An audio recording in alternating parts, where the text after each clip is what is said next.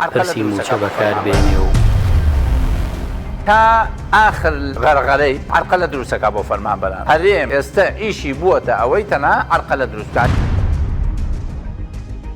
هیچ حکوومەتێک نییە لە دنیاە ئەوەندە دژی میلەتی خۆی پرسی موچە بەکاربێنێ و پرسی قوتی خەڵک بکاتە بارمتە و مزایەدە و بۆ خۆیان لە ئادەن لە ڕاستیەکان. بۆ بە خەڵکی کوردستان ناڵێن کاکە خەلەلەکە ئێمەین. حکوومەتی هەرێم ئامادەیی چارەسەری نییە بە ئێستەشەوە لە برەوەی تەکلیفکەین بۆ موچە وەرن با تەڵتینکەین بۆ موچە حەلەبێ کێشەکەمان. کەمترین پەرلەمانتار لەم بابەتی مەسەلەی موچە بە دوواداچوون و داکۆکی لە موچەی خەڵک کردووە.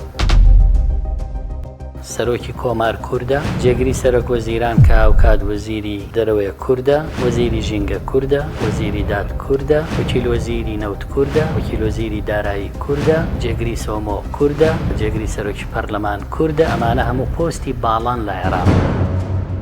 ڕۆژگاری ڕەشیان دێت، بەڵام ئێمە پەلەمانە. حەزەکەین بە چاوی خۆمانەوە ڕۆژگار ڕەشیان ببین. حەز دەکەی ببینی زوو؟ بە تەکید حەزەکەم ببین. ئەوان پارەی قەسخانەی سەرەتانیان دەستکاری کرد، پارەی بانکیان دەستکاری کرد. ئەمانە بەلای قولوەڵا بڕۆن بسمیلایەکەی دزن.